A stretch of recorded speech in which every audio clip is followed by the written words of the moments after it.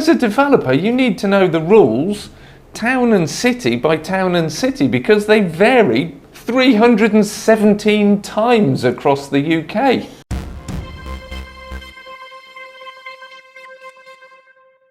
Now, the new government is looking to build 1.5 million homes over the next 5 years.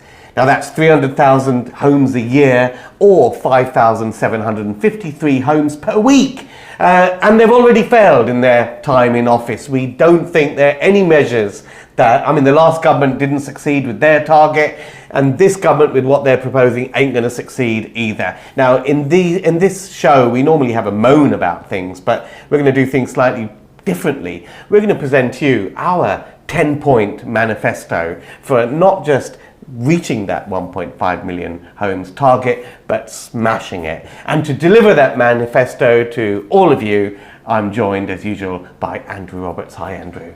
Hi Ranjan, and this is a not to be missed episode.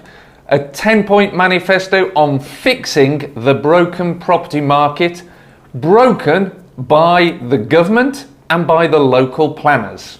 And it's broken because there is a fundamental lack of supply. That's basically the bottom line. And we have got to get building, we've got to get building quickly, and we've got to overcome all the blockages that prevent that. So that's what we've got for you, 10-point manifesto. We'd love to hear your views on it, so get commenting down below, tell us what you think. Remember, we put out plenty of videos as well, so make sure you like and subscribe for regular videos from us.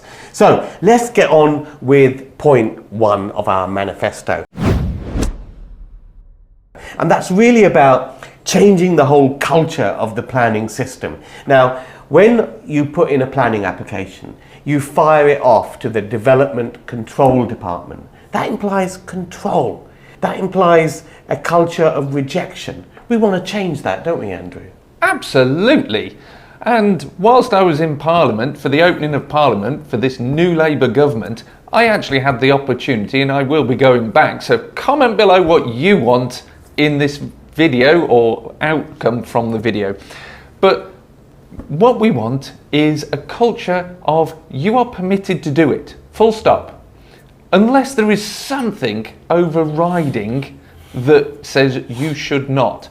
So we want it deemed by default that you have planning permission to do, and it is now up to the council to prove that there's one of a series of checklist items like we would have in a permitted development where we've got light, space, sound, where you can do it unless it's not possible because you fail a criteria. Now, the Conservatives tried to bring in something similar but failed. Labour have promised to rip up planning rules, and this would be the number one thing that they could do, is to change it from a culture of rejection to a culture of, well, it's allowed. It's allowed. And basically to change the culture to make it more like permitted development, where there is a checklist, you tick the boxes and you will be allowed to develop. And there is no variation from local authority to local authority. We all know that, let's say you've got long back gardens and you want to build a couple of houses in the back of a large garden. One local authority will be pro it, a neighbouring local authority will be against it. We have strange, phenomenal policies where one street is split between 2 local authorities. One side of a street falls in one local authority, one side of a street falls in another. You're allowed to do rooftop extensions or certain type of buildings on one side of the border but not on the other. This is ludicrous. I can go one better than that. I actually viewed a commercial building and the boundary for councils was diagonally through the middle of the site. And the one council that I would have to apply to was pro the development. The council on the other half of the site was anti the development. So that didn't happen. Now that is on a single legal title, a council border passed through the site. Can you believe how ridiculous the planning system is? It is ludicrous, and it is all about finding a reason not to approve the scheme. Now, I mean, this is slightly different for household extensions. I mean, the comeback on this is, 70, 80 or whatever percentage of planning applications go through. And yes, because those are relatively small things that householders are asking for. But when you look at building additional dwellings, that is where the success rate goes down. And the problem that happens is that as this has got more and more complicated over the decades. Now, I saw one statistic where 30 years ago, more than a third of properties, new dwellings, were built by small and medium developers. Small developers like you guys and us. Today, small developers account for not even 10% of new dwellings that are supplied. And one of the reasons for that is that a small developer cannot fund uncertainty. You can't go along and buy a site not knowing whether you're going to get permission to build 5 houses in 3 years, 5 years, 10 years, or even at all. So bigger developers can fund that uncertainty. So this will bring back small developers into the game far more. And also, large developers will only do 100 plus units. It's worth them getting out of bed for. You will infill all those smaller sites which the large developers won't get out of bed for if smaller developers can tackle those sites because they're free from the uncertainty. Absolutely. And I think that then brings us on to point 2. Yes. In terms of the developers not being able to fund the uncertainty for an uncertain period of time. I think the current system is about taxing you for developing. There's Section 106 charges, there's SIL payments, there's all sorts of backhands in your pocket which are pushing up the cost of new build housing. We should have incentives, tax allowances for building new builds, and these tax allowances should put cash in your pocket to reduce the price of housing. And the logic of that is, as we all know, look at any government infrastructure project. It always seems to cost 4 or 5 times as much as anyone in the private sector, or quite frankly, any other government in any other part of the world. I mean, look how much has been spent on HS2 and all the other public infrastructure projects. The government are not capable of running cost-efficient development type projects. So it's far cheaper to say, you know what, here is a tax break for putting up 5 houses in a plot of land somewhere. Because what people don't really get, the government don't really get at the moment, is that for a developer to undertake that project, there's significant risk. They're putting their own financial security on the line on the success of that project. And there is risk, because no one knows what the end values are exactly going to be at the time that you're looking to sell them up. So for taking that entrepreneurial risk, if the government really want to reach this target, it's put your money where your mouth is, give some tax incentives, and particularly unlock the entrepreneurialism of small-scale developers to tackle small-scale sites and add to this housing supply. Absolutely. That brings us on to our third point, which is density. If we were to look and compare the density of living in Britain versus in other areas, we would actually find that we're not comparing very well. We've got some figures on this. If we look at London, for example, we have 5,327 people living per square kilometre. Barcelona has 16,100 people living in every square kilometre, and no one moans about how miserable it is living in Barcelona.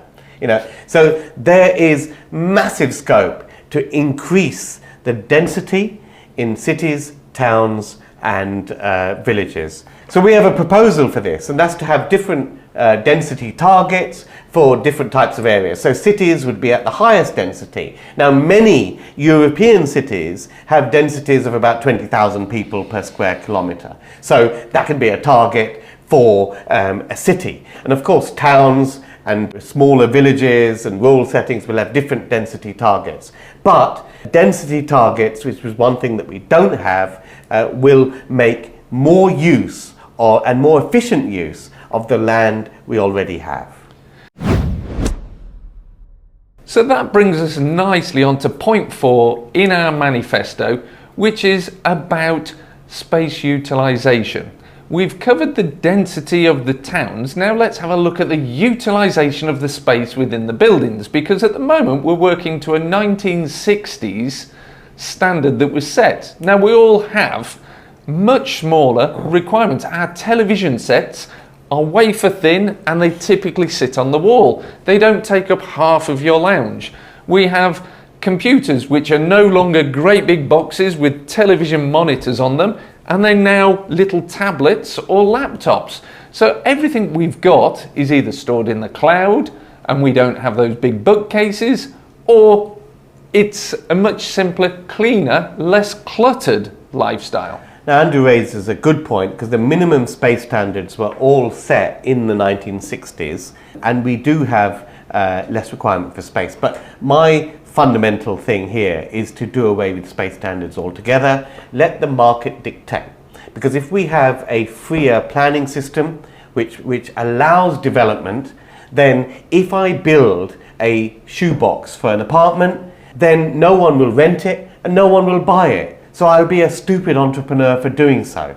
You know, the problem is that there is such a restriction on bringing on new supply that you have to control these sort of aspects. But in a completely free market where we are enabled to bring on new supply, if you develop something that's stupid, for which there's no rental market or no sale market, then it won't wash. Absolutely. I mean, the key thing is it's about creating a layout and a design internally in the space that allows people to live their best lives. Now, we've gone through a scenario where we've had a COVID pandemic, and we've seen a transition of people working in offices to now working from home. So those developers who are smart and actually create dens or home offices will actually find that their properties are more desirable than those who create this big open space, because if you're building a flat, for example, there's a maximum size for the bedroom. Now, who wants to be told what size room should be inside their property? It is a little bit ludicrous. Let the market decide is our manifesto pledge. So, if elected, we get on to number 5 in our manifesto, which is basically do away with social housing provision. Now, what we are talking about is developers enabled to build housing. The state building social housing is a completely different kettle of fish. The state can build their social housing, they can raise money through government borrowing, they can raise money cheaper than we can actually, and they should get along and just do that. But social housing provision just creates a tax on developers wanting to develop. Now, I think a lot of development is skewed in higher value areas for this reason as well. It then unlocks lower value areas to have a little bit more evening out of development across the country, because it's worthwhile everywhere. Social housing should be the government, private sector housing should be the private sector. Well, the other thing is, with current situation with social housing and the social housing contributions, every local authority's got their own rules, and they're different. With some, it's 6 dwellings. With some, it's 8, 10, 12. With some authorities, it's 10% contribution. With others, it's 40% contribution.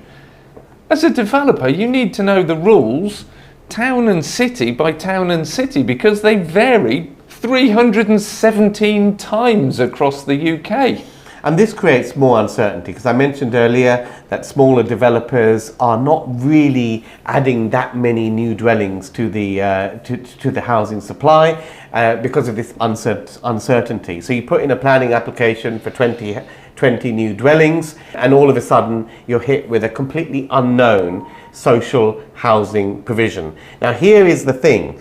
In the Labour manifesto, they are saying that when the council gives you a section 106 contribution, they're going to take away the developer's rights to appeal against it. Now, under the current system, if the council is saying, look, you need a 40% social housing contribution, and I, as a developer, can prove that it's not financially viable to build, then there's room for negotiation. The Labour's manifesto actually wants to do away with that provision for developers to appeal. So this is completely ludicrous. That will just mean the councils will ask for social housing contributions, and the developer will say, well, we're not going to do it. It doesn't make sense. So just do away with all that arby-jarby straight away. Yeah, and the thing is, who's in control of deciding how much the social housing contribution should be?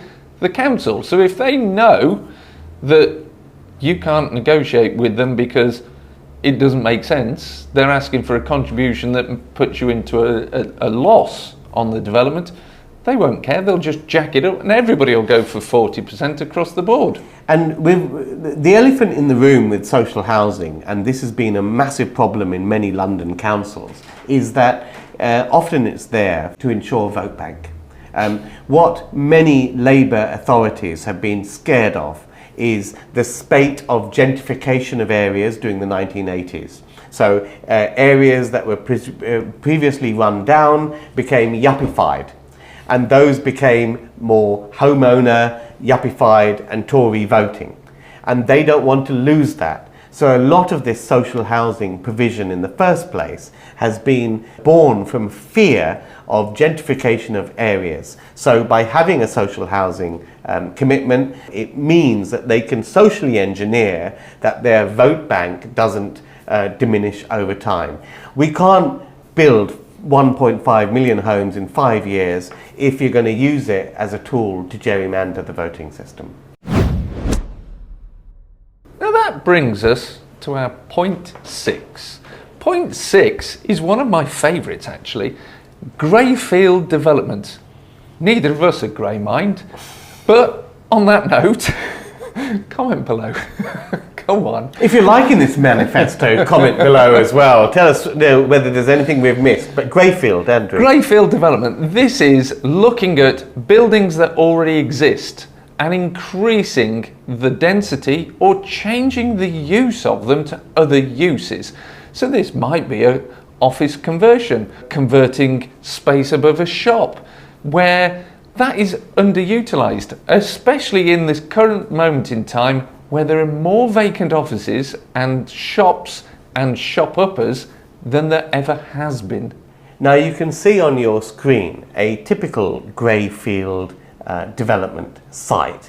Now this first came on my radar actually in the late 1990s, and I looked into this particular site way back then. This picture is from today. Still nothing has been done with it. It's a former Methodist church. It sits on the Archway roundabout on the Holloway Road in Islington.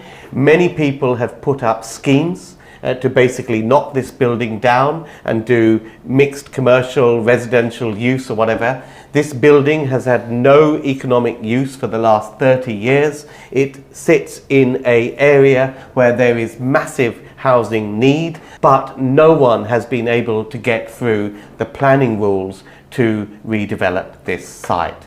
The test of this government's planning reforms, the litmus test, is to see whether this Methodist church will get approval for redevelopment under any planning rules that are going to be ripped up right now, because nothing's happened here for 30 years. Well, I think that brings me into a bonus condition, which is to actually review the use classes. Now, I know this was done by the last government in August 2020 when they reviewed the use classes. That particular building is in what we term an F2, which is an asset of community benefit and is protected by its F2 status. A building that's been empty for over 30 years is not a community asset. To me, it's a community blight, it's a community eyesore, and it's a waste of space. Labour, wake up, do something about this now. And our next point on the manifesto is brownfield developments. I guess at this point we should clarify the distinction between brownfield and greyfield for people. Absolutely. Well, greyfield is a piece of land building which already exists and can be repurposed. So we're taking the shell of the building and repurposing it to give it a new life. Bit like most things in life, you might finish with your shirt, and if you like my shirt, you can have it. If you don't, I'll send it to the charity shop. So it gets repurposed. Brownfield, however, tends to be buildings which are not very suitable for repurposing. Could be an old Victorian building, perhaps a commercial unit, a railway shed, where it's demolished and the ground is redeveloped into something new. So it's a phoenix from the fire. Exactly. So here is the building in St Albans, which is a typical brownfield building. It was a former bakery, completely defunct. It's been empty like this for more than 25 years. The council consistently rejects planning applications to redevelop it because they want to preserve this beautiful piece of heritage. Really? Sorry, Ranjan. Councillors, wake up, please. I suppose that brings us on neatly to number 8, which is planning conditions. Yes, if you're lucky enough to actually get your planning permission, when you actually receive your formal planning permission document, your elation quickly vaporizes when you look at the 5 pages of planning conditions you've got to adhere to. Are you saying that's a bit like a pin in a balloon moment? Well, sometimes it's a bit like that because these can relate to, all sorts of things. Yeah. For example, the council needs to approve the roof tile that you're going to use. Please provide samples to Yes. the planning department. So obviously that's not something you can PDF, is it? You've got to actually take down some samples to a planning office. And obviously they're all working from home. It never gets to the planning officer that's dealing with it. And obviously they're going to lose those samples and request them again. And so it goes on. And it says that you cannot actually start works until all these planning conditions are discharged. And on any new build scheme, there'll be at least 20. What's the craziest planning conditions have you seen? Well, actually, this is even crazier than a planning condition. As well as congratulations, you've got your permission, subject to the conditions, they then attach another page behind called informatives. Now, informatives is other legislation that you should know about and apply for, discharge of, but they don't actually say that.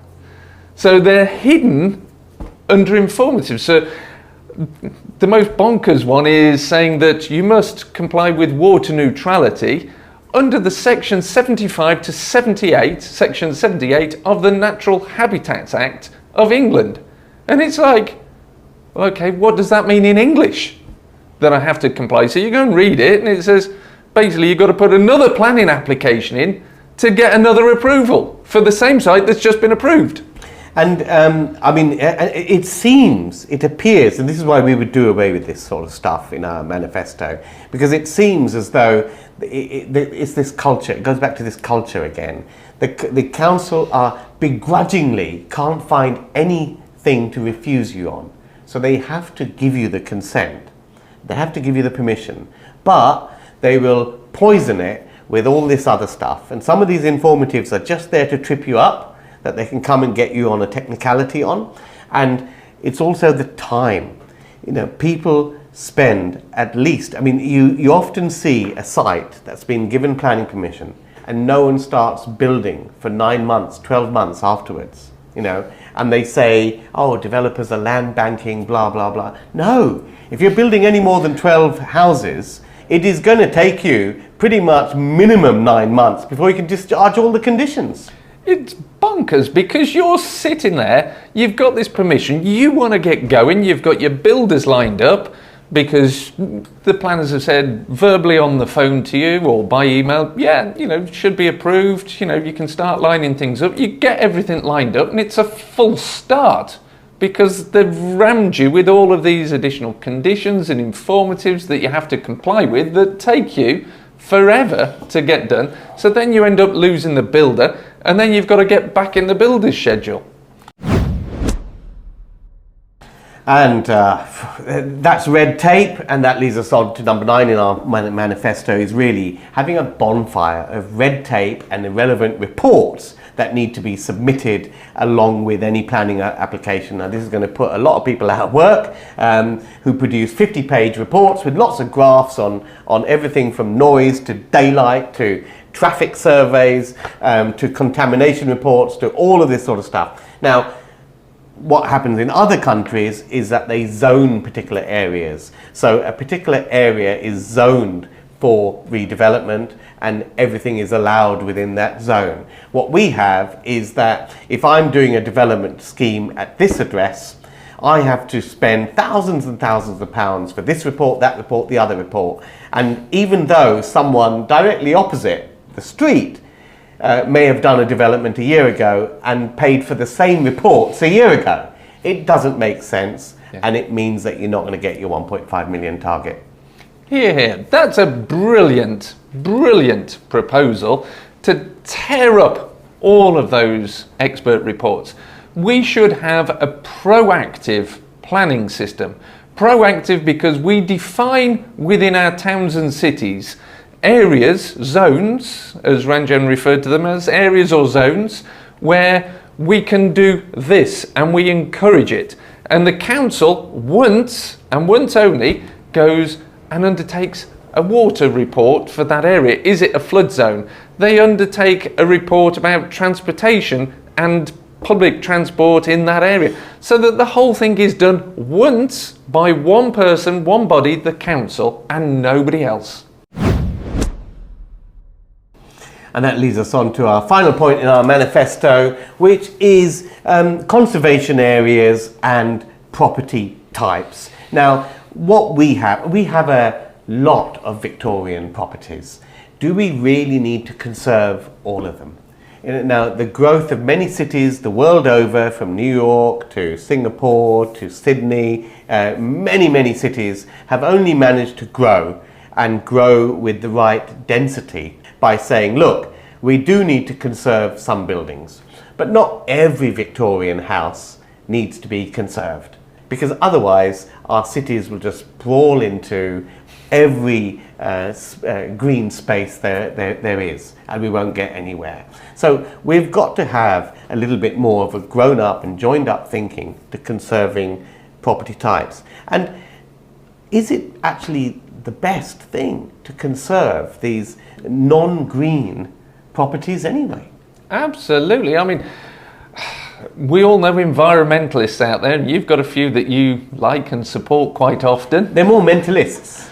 But, we appreciate that, but I was thinking more your good friend Greta Thunberg, who is all for conserving this type of property. The thing is, they leach energy. They're inefficient.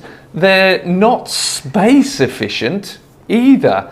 And they're badly constructed buildings. So they should be driven over with a bulldozer and build something more modern, purpose-built for the 21st century and the future. So, if you're listening, Labour, and you genuinely want to build 1.5 million homes, then adopt our 10-point manifesto. And if you're watching this, do share this with your local Labour MP. Hopefully they can bring it up with the powers that be to adopt our 10-point plan. And guess what? We're just doing our little bit to help the government out. If you want to build 1.5 million homes in 5 years, do these things, and I'm sure you will deliver. And the next time I am in Parliament, if you put your comments below, I will take those comments with me to put directly to the MPs. And before we go, let's tell you about the Baker Street Property Meet. It's the UK's largest property investors networking event. We meet in the last week of every month in central London. Come and meet us, join us, network with 300 plus property people at Baker Street Property Meet. Book your place for our next event at bakerstreetpropertymeet.com.